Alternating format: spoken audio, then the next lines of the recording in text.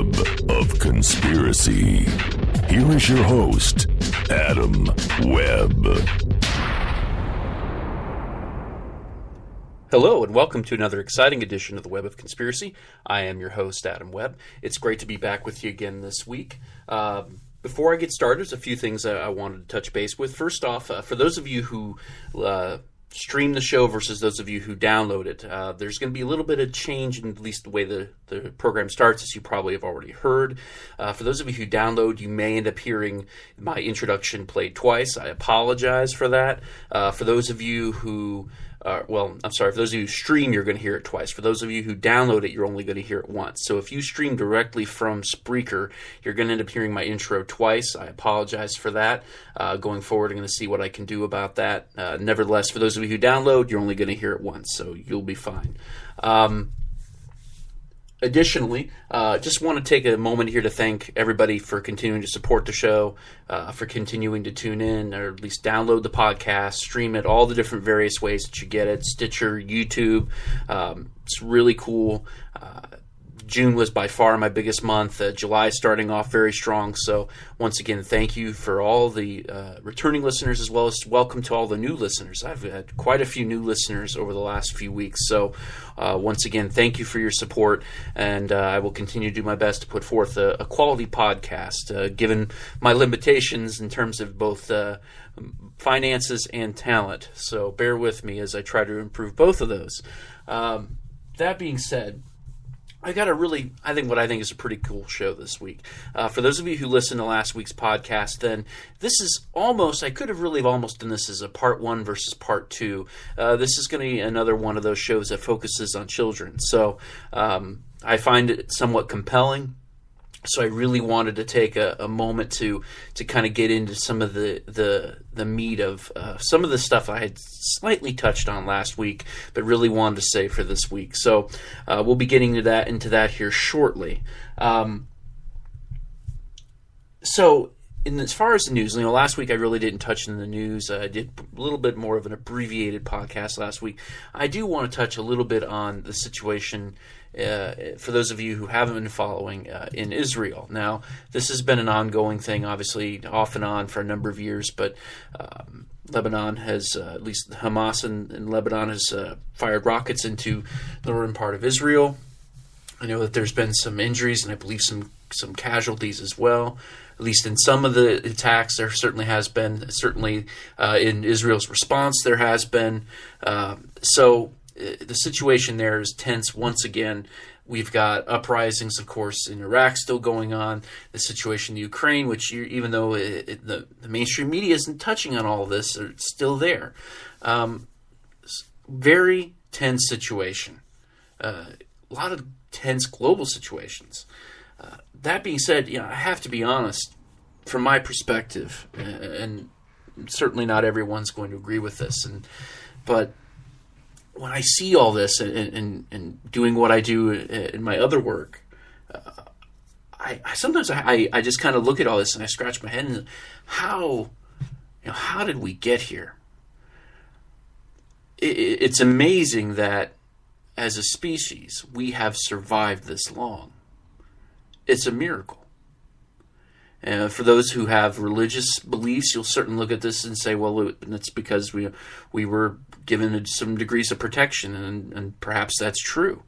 Nevertheless, it boggles my mind that we've come to this point and looking at some of the actions that we do, and now that we have this technology at our hands that we could just eliminate each other in the blink of an eye, it's pretty scary. And to think about our actions and to think about what we do and to think about the way that we treat each other, it's really sad. It's a sad state of affairs. It's disheartening in many ways. What is going on? I mean, for those who are the apocalypse, junkies, right now, maybe you're onto something. I mean, I don't know. You hear these stories, and there's always these prophets that come along and claim that the end is near, the end is nigh, it's coming. And sometimes I kind of scratch my head looking at this current situation and think, boy, it could happen any moment. The wrong person pushes the wrong button, and there we are. If you talk about the possibility of a terrorist group getting hold of a nuclear weapon, pretty scary stuff. It's very uncertain times that we live in, if anything. I would say that much, to be sure. And every generation has had their challenges. Every generation's had their scares. But now that we have the capabilities that we have, things are even more so intense. We have to maintain the hope that those who would be inclined to use a weapon of mass destruction would not have the ability to obtain such a weapon. And that is a very tenuous prospect going forward. I think that that will become an issue that we're going to have to address. Eventually, someone we do not want to have this type of technology will have it. What will we do then? That is the big question. So, that being said, I don't want to dwell too much on the news again this week. I will say this. Has everybody forgotten about the missing Malaysian airliner? It sure seems like it. It's not in the news anymore either. You got to love that mainstream media, right? They just completely forget about everything. If it's not happening in the now, we're more focused on what LeBron James and what he's going to do in his basketball decision than we are anything else going on in the world. That's dominating the news. And don't get me wrong, I'm a sports fan. And I'm an Ohio guy. I'm a Northern Ohio guy. I was a Cleveland fan. I remember seeing LeBron as a kid. Know a few guys that had the chance to play against him in high school. Tremendously talented player. But should we be giving all this attention to him when there's so many other things going on in the world? I think we need to kind of check our priorities here a little bit. There's much bigger issues going on. Other than, look, I understand from an NBA perspective he's holding things up, but we got to step back and we got to stop giving this type of a situation as much attention as it is. We need to start focusing that energy on the other much larger problems that we're dealing with in the world. That's where we need to focus our energy. Not on whether or not some guy plays for this particular sports team or this particular sports team. In the big picture, it really doesn't matter that much. So that's my rant. I think I'm okay now. I just wanted to try to bring some... Look, we've got some situations going on, and we really need to take a moment or two to examine it and prepare ourselves and make sure that we're making good decisions about who we vote for and that we're putting people in positions of power who will have the ability to handle these situations in the best way possible. And that's not an easy task. And that's why I say it's important that people begin to refocus their priorities. Now, this week's episode, for those of you who did listen to last week, you'll know that I spent some time looking at these children that have these past life memories.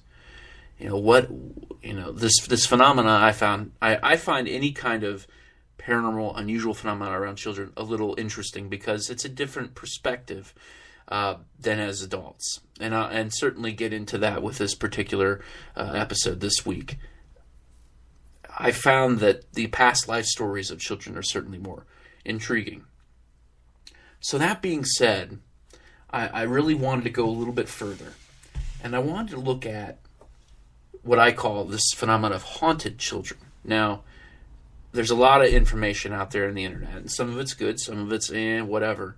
But there's a ton of information out there, websites, forums about children who've had paranormal experiences. So it began to make me, I guess, kind of started to question and wonder, are children being specifically targeted by the paranormal, by the unknown, the supernatural, these things that which we see glimpses of or have some fleeting experiences that some people claim to anyways? Are children more inclined to have these experiences? Are these entities targeting children? Now, there are some schools of thought and some camps that say yes, absolutely, right? There are many who believe that are under the impression that children, their life force, their energy, whatever it may be, are being attacked by negative entities, and that these negative entities are feeding off of this. And in some cases, they feed off of the fear of these children by scaring them, and all these different theories that go into that. And perhaps there is some truth to that. Going forward with this episode, in terms of solid proof, well, there's not much, but there's plenty of circumstantial stuff. And I'll get into that as we continue. But I have to wonder if there is some truth to that. Perhaps there are some of these entities that do feed off of that. And then there's the other end of the spectrum. If there are entities, if entities of a paranormal or supernatural variety are drawn to children, are they all negative? Right? Certainly we talk about, in religious circles, about guardian angels, right? And in some cases there's some that believe in spirit guides, and that there's all of these good spirits that surround us to try to protect us. Perhaps there's also, they're the foil to these evil entities, right? Maybe there's some truth to all of this. I'm a firm believer that if you believe that there is a darkness, then you have to believe that there is a light. I don't believe that they're mutually exclusive. And I know there are some who would argue with me on that, and that's perfectly fine. But I do believe that there is a balance in all things.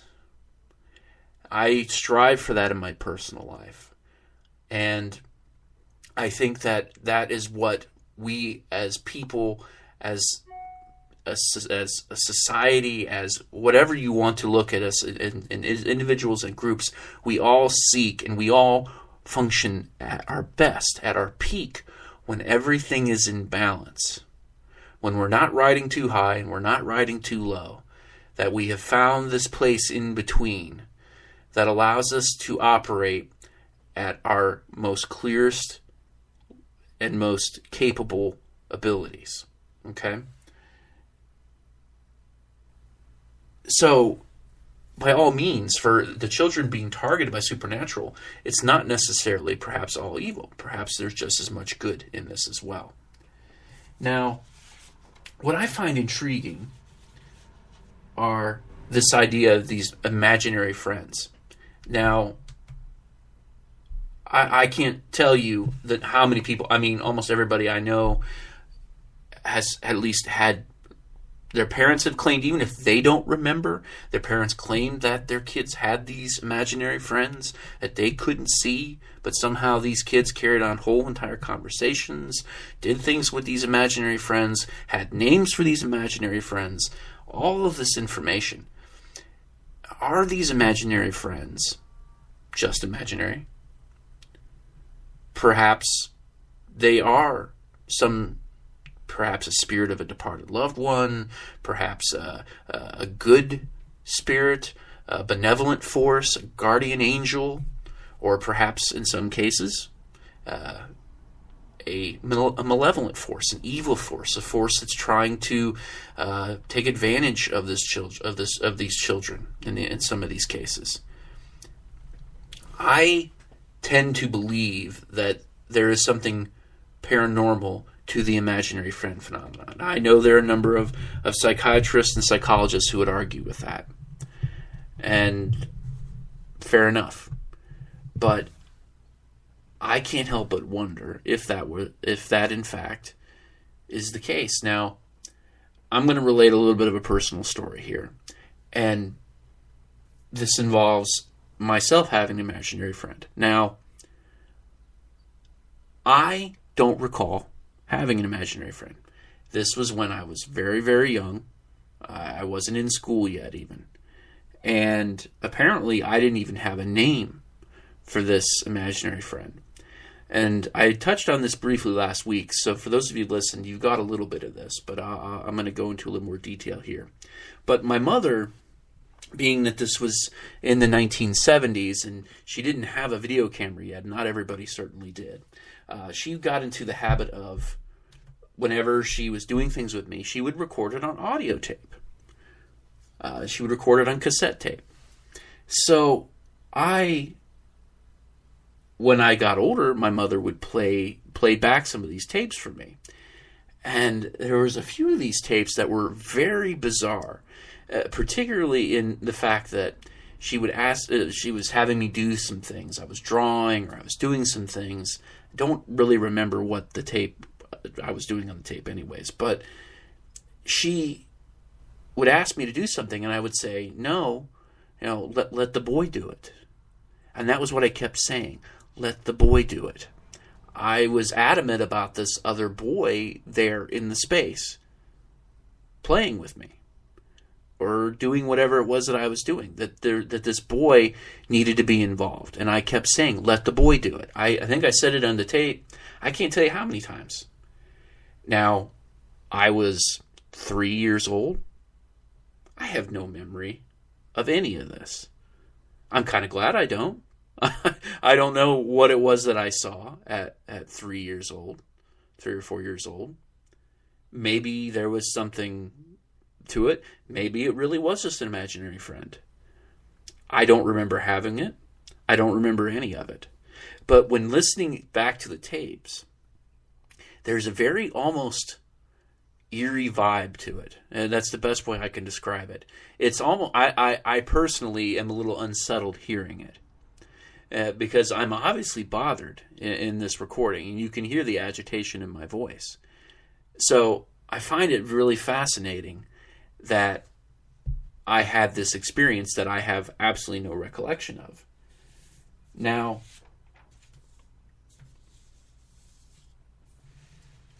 why do you suppose that this happens to some people?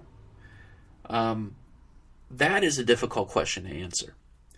There are a number of theories as to why perhaps children have, in terms of paranormal theories, that children are capable of having these kinds of interactions and adults aren't. One of those being the visual spectrum and what our eyes are capable of actually physically seeing. Now, for those of you who aren't familiar with, there's the visible light that which we can see with our eyes, and then there's other light that we can't see. There's the ultraviolet light, right? That's the UV light that damages our skin through sunburns and whatnot. And then there's infrared, which I'm sure most of you have heard of, at least in some ways before. Okay, these are two different visual spectrums that our eyes are not capable of seeing as we develop. However, there are a number of people who theorize that when we are that young, okay, that as our eyes are maturing and everything's moving into place in our eyes, that we are in fact perhaps still able to see aspects in the ultraviolet or perhaps even the infrared that we cannot see as adults. So what if these are entities that can be seen in these visual spectrums, but because our eyes are evolved and develop in the way that they do as we become adults, we begin to lose the ability to see these entities? Perhaps when we pass on, we turn into ultraviolet light or infrared. That's how we could be seen, perhaps. And maybe those who can have the ability to see have a slightly different construction in their eye. Perhaps they can see in a slightly different manner. And that's how some people can see and some cannot. It's an interesting theory. And it's one that makes me, I think perhaps, look, listen, I'm not a doctor. I am not an optometrist. I don't know. I don't know enough about the structure of the eye to be able to validate any kind of truth in that. But I find it compelling enough that for those who are interested, I would recommend searching more, because I think there could very well be something to this. But as I said, I'm not an expert, but I find the theory intriguing, and it leads me to think that perhaps, just perhaps, there's something more to this. Perhaps when I was that young, I could see in different spectrums, and maybe I saw something that I thought, well, why isn't my mother seeing this boy? But I am. I don't know.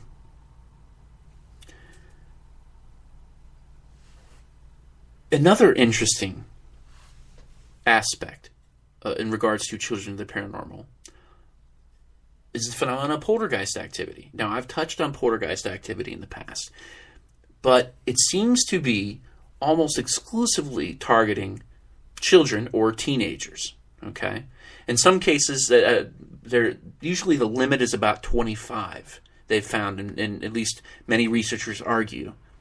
So there seems to be a high proportion of cases of poltergeists in which they're centered around individuals who are younger. Once again, is this a situation where we're talking about malevolent forces that are targeting a youth as they are maturing, right? Because we have found in a number of these cases that poltergeists are centered around teenagers who are moving through adolescence and becoming adults, going through puberty, right? That you have young men, you have boys becoming men and girls becoming women. And during this time, of course, we know that there's a number of hormonal changes, there's a number of changes that are going on in the body. So there's a number of people who argue that, well, perhaps this is just a manifestation of the human brain, that these children perhaps possess some sort of psychic ability. And that's a plausible theory, and I have discussed that in the past. It certainly could be. Or we have another situation where we have a young individual who is going through a traumatic period in their life, at least what they feel is traumatic at the time. And this phenomena begins to occur around them, perhaps as a manner of, once again, feeding off of the energy, right? Trying to disrupt a burgeoning person, a blossoming person, trying to send a soul into a wayward path. Okay, these are all different theories that are thrown out there. I don't know. I think the poltergeist phenomenon is a very unusual one. And I tend to believe that perhaps it is more of a psychic phenomenon. But nevertheless, you can't help but once again look at this as this is another situation where you have this supernatural activity, this haunting centered around younger people.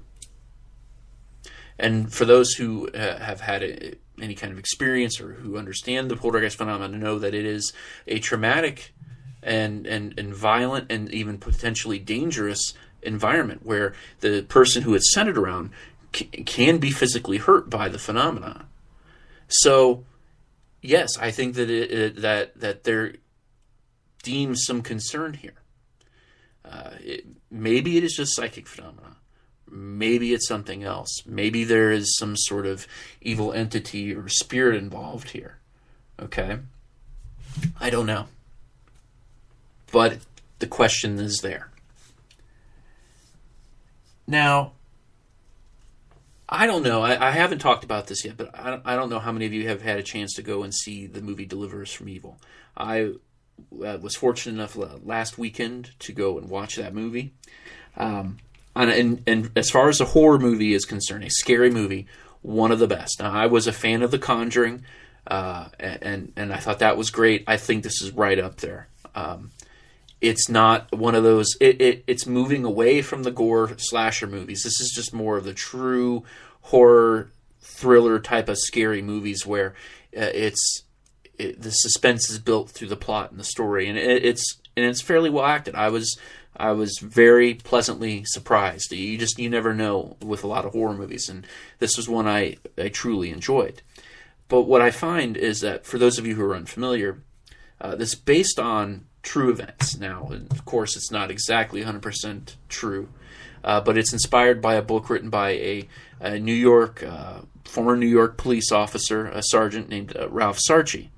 I know he's sort of made his rounds on some of the other mainstream or the more popular paranormal shows and whatnot in the years past, but he wrote a book detailing this that was eventually turned into this movie. He, in an interview, put forth what I thought was an interesting theory. Now, let me preface this by saying that he's devout Catholic, and he presents this from a religious perspective. That's how he assists on a number of exorcisms. Given that he is himself not a priest, he does assist on the exorcisms. He's retired from police work, and this is what he does now. That's what he does.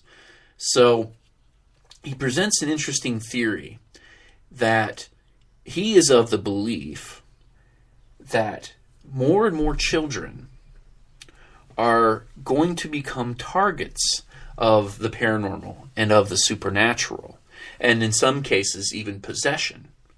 That they're going to become these targets because God is going to allow it as a way of indicting the parents for their waywardness, their inaction, their moving away from religion and spirituality and moving into more of the worldly things, that as a result, the protections that would normally be there for children are no longer going to be there.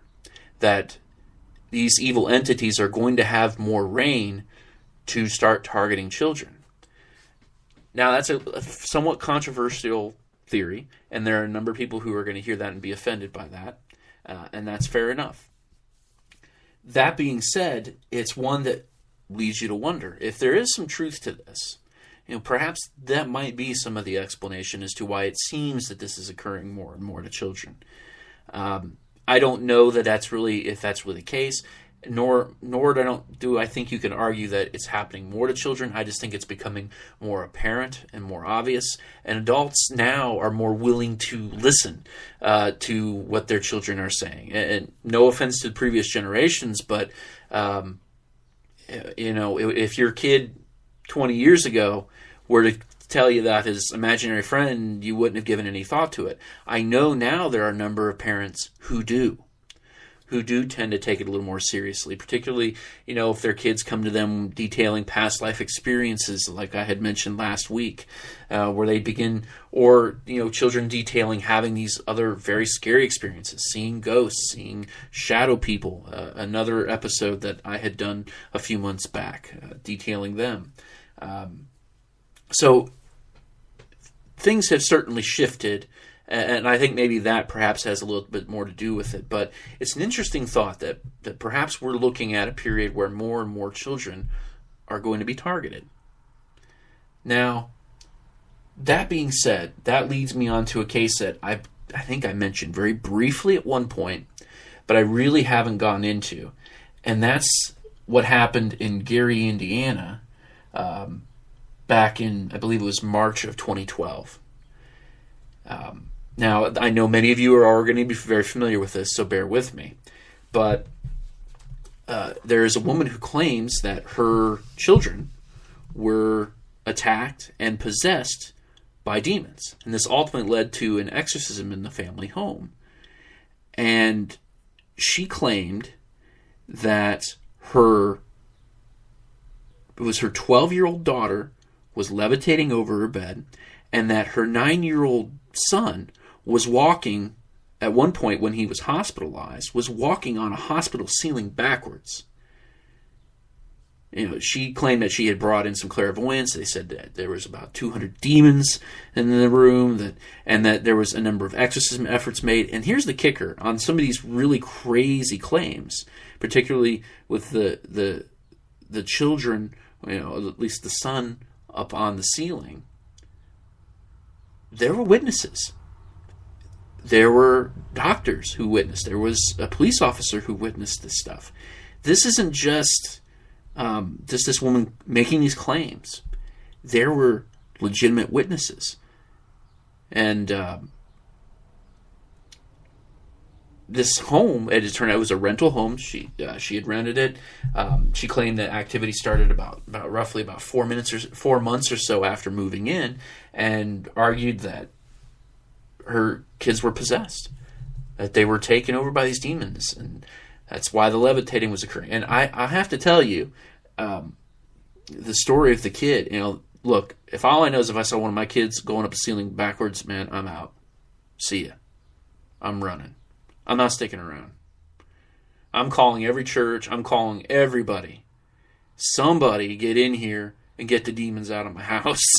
If I'm seeing that, I definitely, right? I mean, look, if you're seeing that, either that or that kid is going to be one hell of an athlete. One or the other. Either way, it's crazy.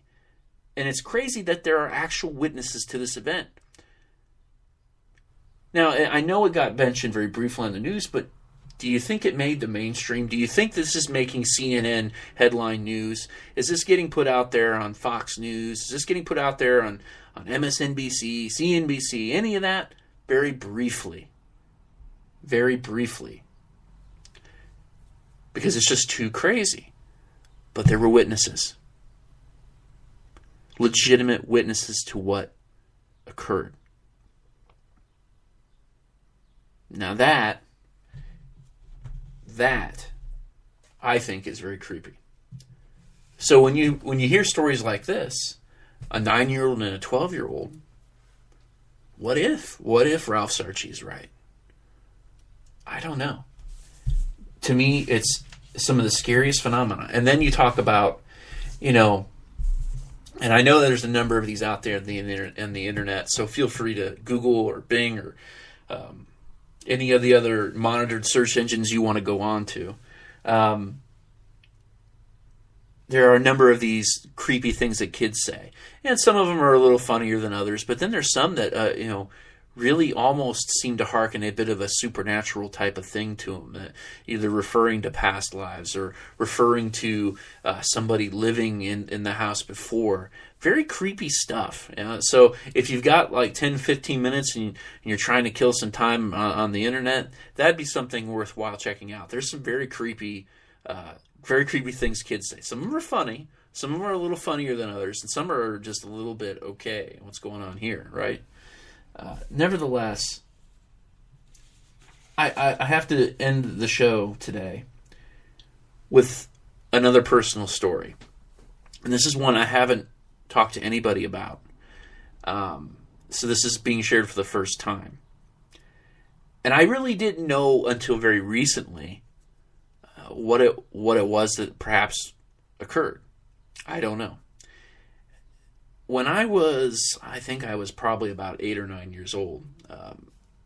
I haven't shared a whole lot about my personal background, but I came out of an abusive home.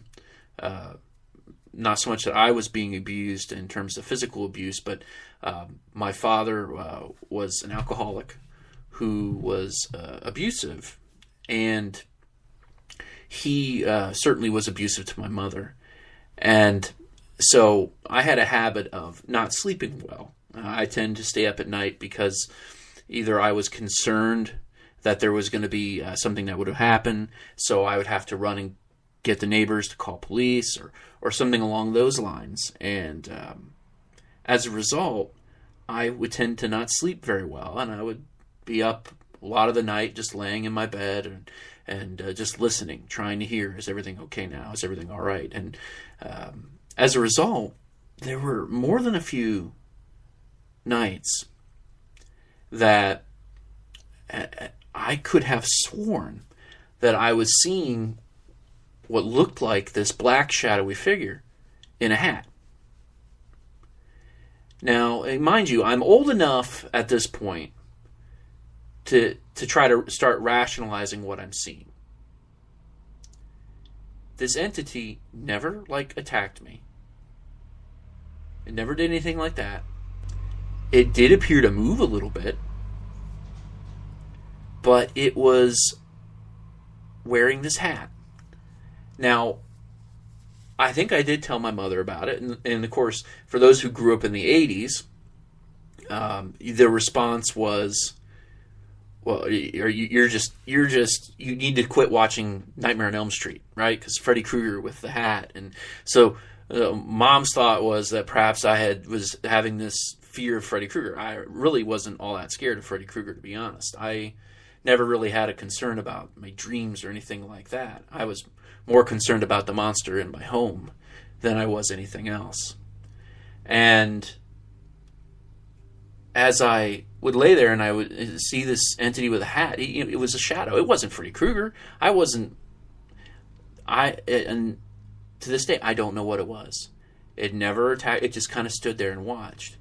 And it was wearing a hat. And it wasn't until I began to research for the shadow people that I even came across the phenomenon of the Hat Man. So I have to wonder, what if perhaps, as a kid, I had this experience with the Hat Man? Here I was, a kid, young, in a troubled situation, dealing with a lot of stressors, perhaps I was a perfect target for these entities. Maybe they were feeding off of my fear, my anger, because I was an angry kid too, growing up with this. So perhaps this was something feeding me, or perhaps maybe this was just a manifestation of the stress that I was in. Certainly psychiatrists and psychologists would look at it that way. I'm not sure. But I can tell you that this didn't last. This continued until we moved out of that home. When we moved out of that home, this Hatman figure quit appearing in my room, in my bedroom. Did not appear in my new bedroom when we had moved a few years later. I think it was about 2 years later. I had a period of about 2 years of this Hatman. Didn't know what it was. I always thought perhaps my mom was right and that I was seeing this some sort of Freddy Krueger thing, right? And it wasn't until I came across the Hatman stuff while researching Shadow People that I realized perhaps I was one of these kids. That I was one of these haunted children. I don't know. Freaked me out, no doubt about it. But to be honest, as I said, for me, that wasn't the monster I was afraid of. So, that being said, do I think that there are some sort of forces happening and perhaps children are just uniquely capable of being targeted either because they can see or because they are a perfect target? Or perhaps, as Ralph Sarchie argues, they're being allowed to be targeted. I don't know.